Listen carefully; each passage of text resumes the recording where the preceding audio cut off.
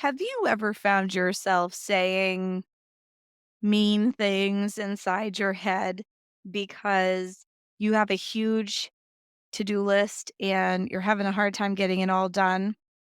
Well, a lot of times those kinds of expectations actually set us up for failure because they're not a reflection of what our reality actually is.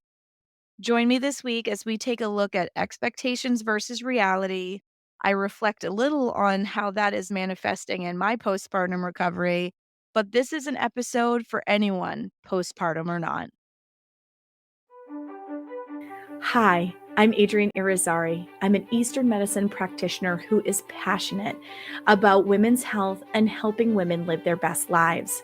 My goal is to put you in the driver's seat of your menstrual health, offering period solutions for a symptom-free life.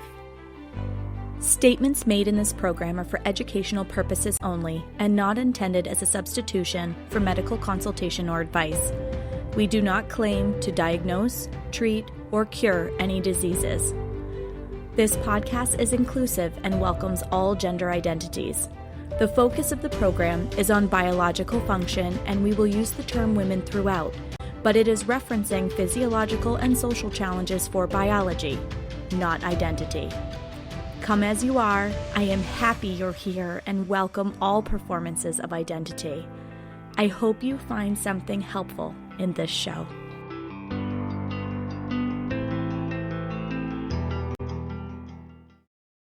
Welcome back to another episode of the Reproductive Rebel podcast. I wanted to talk a little bit about expectations versus reality. I might end up making this a little mini series just because I think this is kind of an interesting topic to explore. But especially as I am sitting in the postpartum season of my life, I feel that it's really important to talk about expectations versus reality.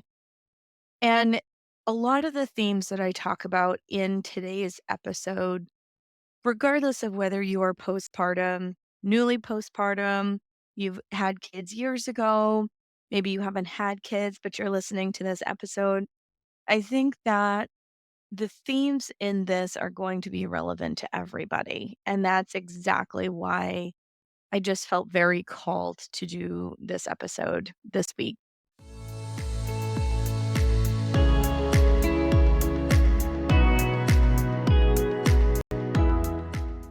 Are you ready to rewrite the story your body's been carrying?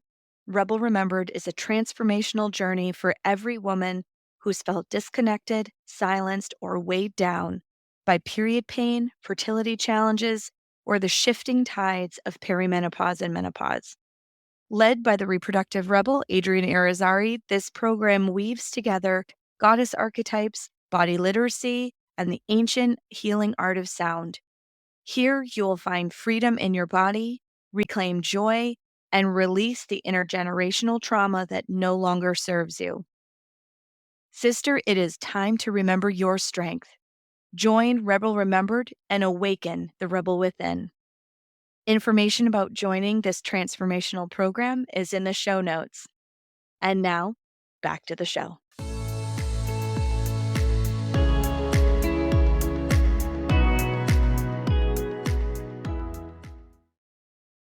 So, we create pictures in our head of how things are supposed to be, or how we want them to be, how we desire them to be. And we dream into those spaces and set expectations for things to look like a Hollywood movie or our houses to look like the cover of Better Homes and Gardens magazine or the number of things on our to-do list that we are trying to accomplish throughout the day. Whatever it is, there is usually a huge separation between our expectations of ourselves and the reality of what can be accomplished. And I think this is really important because a lot of negative self talk, self deprecation, that very loud persistent negative voice that so many of us have in our head. And that voice is driven by people in our external environment saying certain things to us, reiterating certain narratives to us. And from that kind of feedback, we create stories about what we should or shouldn't do, what we should be capable of or not. And the reality is the talk doesn't meet the game in most cases. And the reason for that is we are not robots. We would like to be robots. Society would like to make us robots. Every time I think of robots, I think of Fembots from Austin Powers. So this is the picture I'm getting in my head. So if any of you have seen this movie, maybe I'm dating myself, but if I chuckle while I say this, it's because this is the picture that I have in my head. We're just expected to work like we don't have needs. Energetic needs, food needs, social needs. Like, it's really kind of insane when you say it out loud and when you really stop to think about it. And yet, we harbor so much shame and guilt for not being able to meet these expectations and living and sitting in the reality.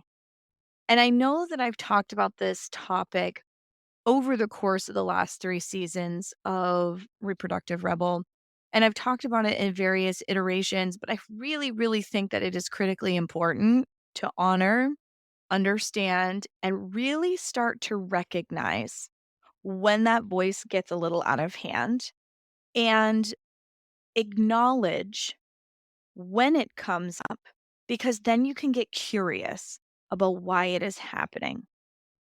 And I felt like this episode was so timely in my own journey because as a practitioner, I had certain expectations in terms of what my postpartum recovery would look like. And I have all the tools, man. And I'm so grateful that I have all of these tools and then I have all the knowledge that I have and that I have the opportunity to share all of this knowledge with all of you.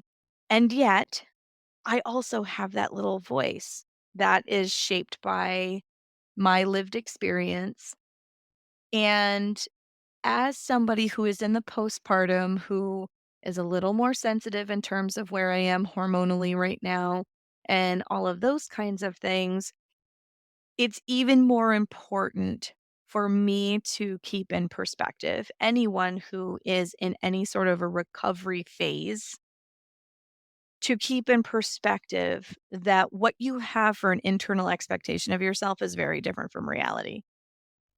And that's okay. I'm going to say that part again. Your expectations of what your body should be able to do, should being the operative word, because the should is actually being driven by your expectations for yourself, not necessarily the world around you. And if the world around you is holding you to that bar, then you need to change what you're surrounding yourself with because we are only human. We are not robots. We are not plugged into the wall at night, so our batteries are fully charged in the morning.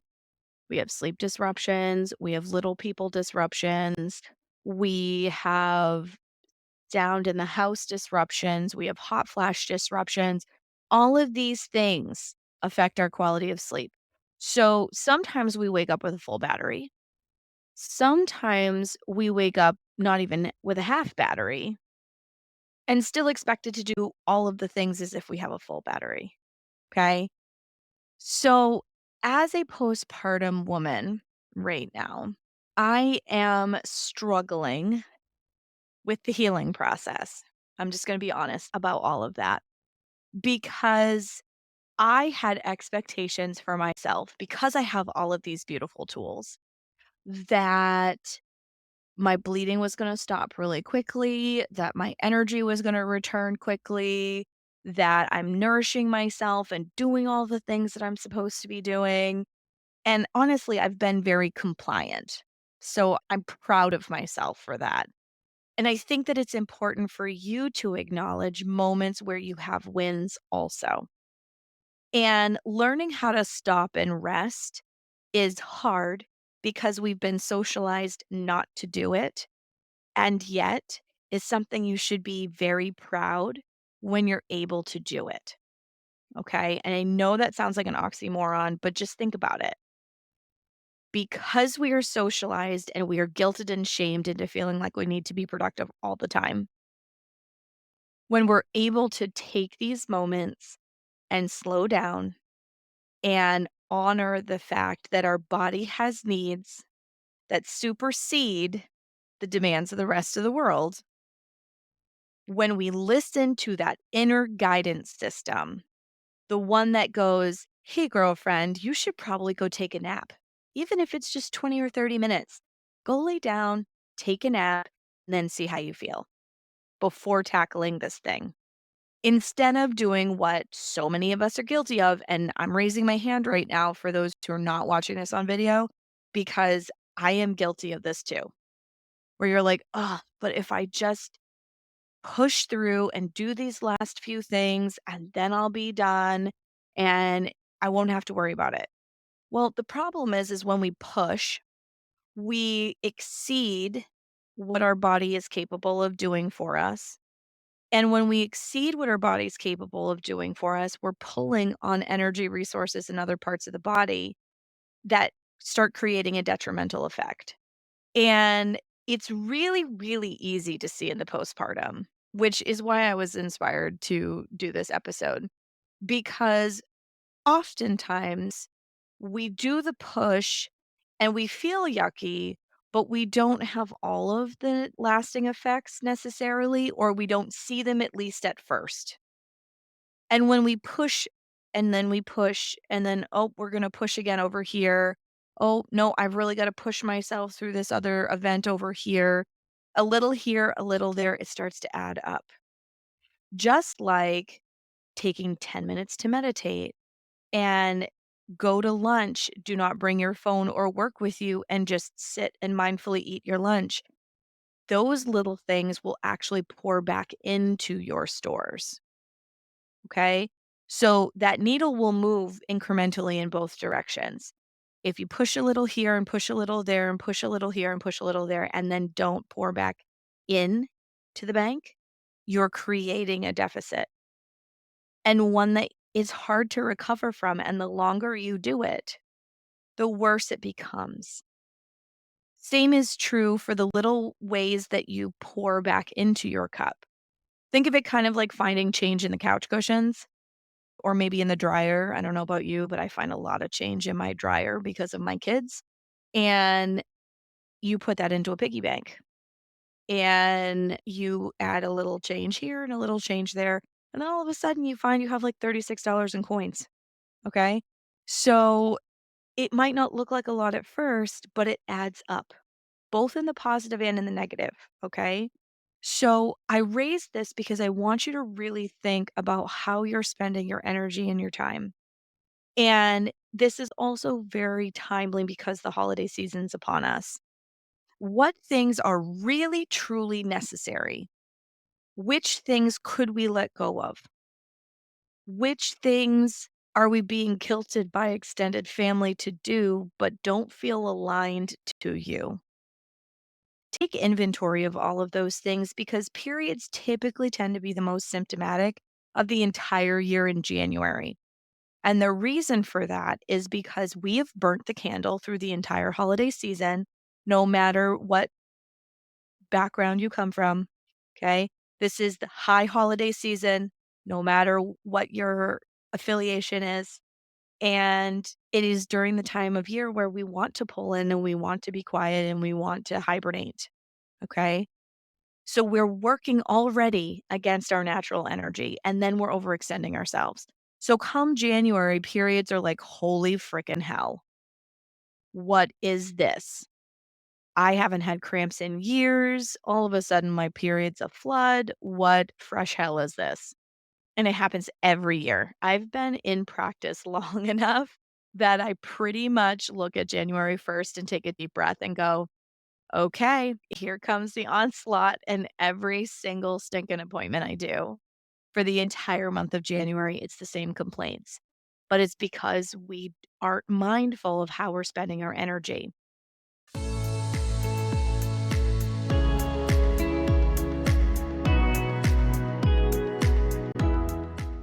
In today's health food market, it's hard to distinguish truly nutritious products from those that only claim to be.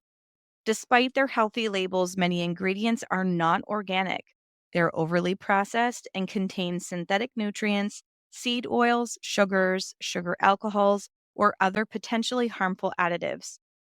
Paleo Valley stands out by committing to genuine, whole food ingredients that support your health as nature intended. I recommend Paleo Valley products to my clients because their prioritization of quality over cost and ensuring that their products are organic and free from unnecessary additives makes me feel good about suggesting that my clients use them. As somebody who uses food as medicine, quality is absolutely paramount in order to get the results that we're looking for. And I love using and suggesting that my clients use Paleo Valley products because their approach is not just about offering more nourishing products, it's about integrity, transparency, and commitment to overall well being. All of those themes jive with me. So if you are looking for beef liver, which is the thing I recommend the most often to my female clients, look no further than Paleo Valley. Link is in the show notes. And now back to the show.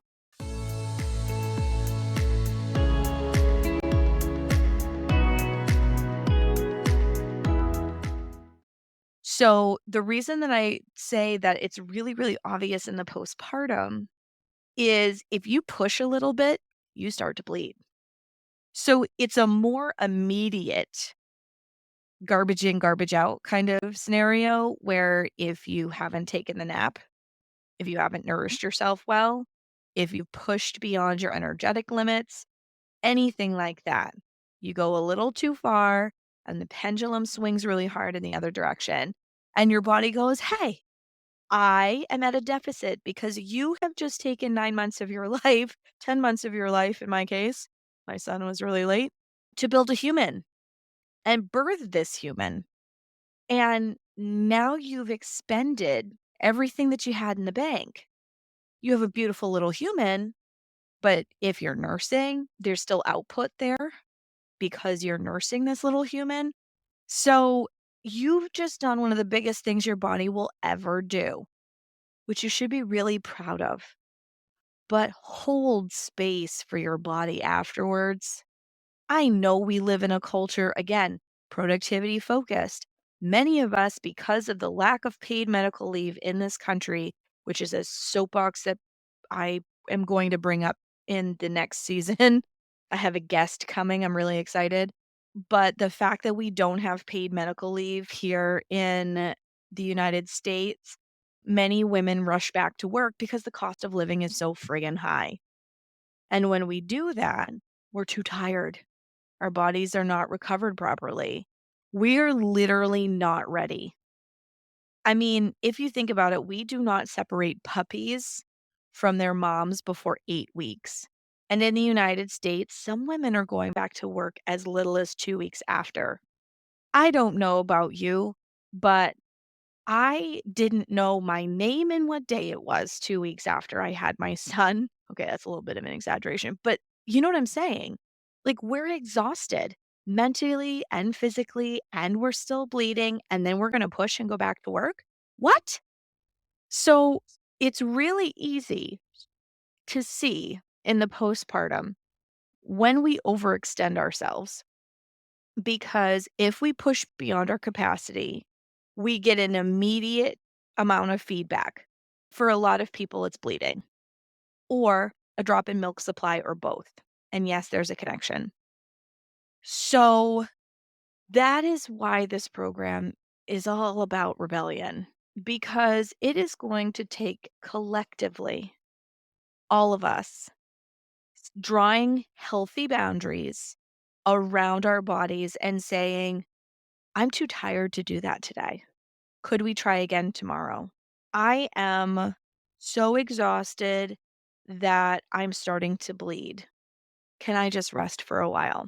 That has been probably the number one thing for me in my postpartum is when I've gotten stressed. And believe me, I've had a lot of unforeseen stress in my personal experience since I've had my son. My son is super healthy. I'm healthy. It's not that. It's like stuff in the world around me. And that stress hits my system and I bleed. That stress hits anybody around me, and then, like, I can feel their energetic tension and then my own stress, and I bleed. So we're just in this really delicate kind of container when we're in the postpartum, and we get very immediate stress hit system, and that stress could be social, that stress could be I'm doing too much physically, that stress could be I'm up with the baby all night, baby doesn't nap during the day, I'm not getting any sleep. I mean, the sky's the limit in terms of what stress could be. But a stressor hits your system, and your body's immediate response is to let down and bleed. So we're going to look a little bigger than just postpartum. Postpartum, it's very easy stress in, blood out, or stress in, lack of milk out kind of scenario. But this applies at a bigger level, because this is why we end up with cycle related challenges. And when I say cycle related challenges, this can amplify symptoms in perimenopause and when people are going through their menopausal transition. This can create phantom cramping in women who have had a hysterectomy and maybe aren't even bleeding anymore. Okay. We, as cyclical bodies, are not supposed to be pedal to the floor all the time. We're just not. And there are certain phases of our life where our bodies are more delicate. I don't want to say fragile because that implies that you're going to break and shatter.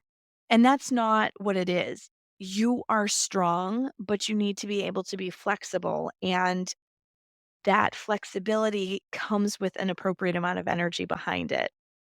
So there's a reason why perimenopausal symptoms get crazy.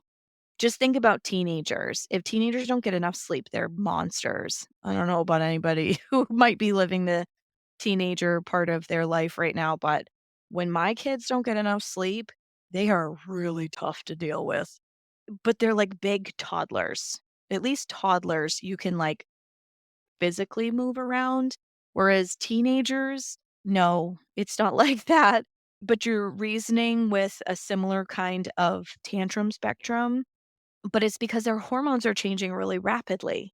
And if they don't get enough sleep, they don't have the energy on board in order for their bodies to work appropriately. Same thing on the other end of things. Women need 8 to 10 hours of sleep at night in order to have a hormonal reserve.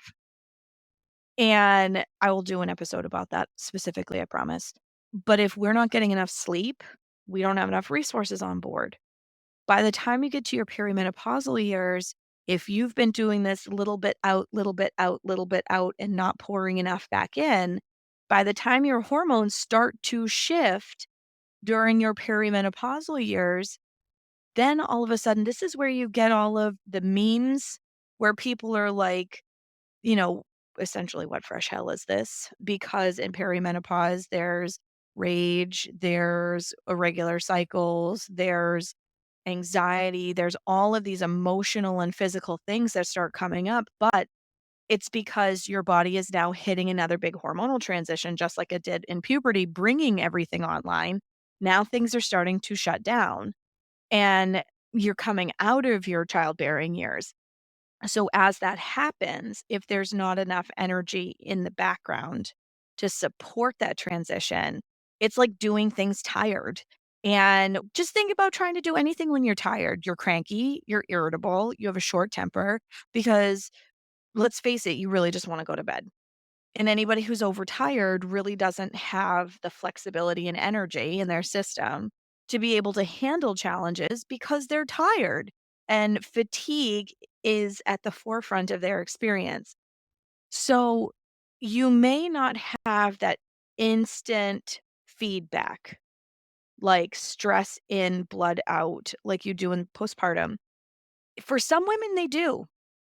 There are some women out there that don't feel like they ever have a stop to their period because they're bleeding all the time and they might get a couple of days off and then it starts again. I've worked with clients like this. We have reestablished a healthy 28-day cycle. It is possible to get things coasted to a stop and back into a normal cadence once things start going off the rails, but it means saying no to a lot of things.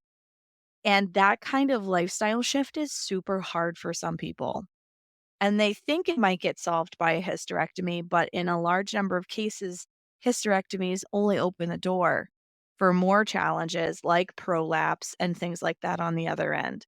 So, surgery is not always the answer. Hormones are not always the answer. There's a lot of things that you can do naturally with diet and lifestyle. And a lot of times when we end up in these super symptomatic places, it's because we've overextended the energy that we have on board. So, I just want to use my experience in my postpartum journey where I've been dealing with this delicate situation where my body tells me, "Oh, hey, girlfriend, you've done a little too much." And then I have to really dial it back for a couple of days.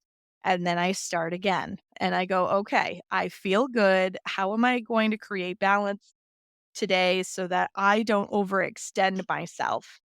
This is a question we should be asking ourselves all the time. How can I create balance so that I don't overextend myself? So I invite you to reach in to your life, dig deep, ask yourself tough questions, and get curious about where you can set some healthy boundaries for yourself in your life to be able to honor where the end actually is. Where do you feel your energy start to hit the wall?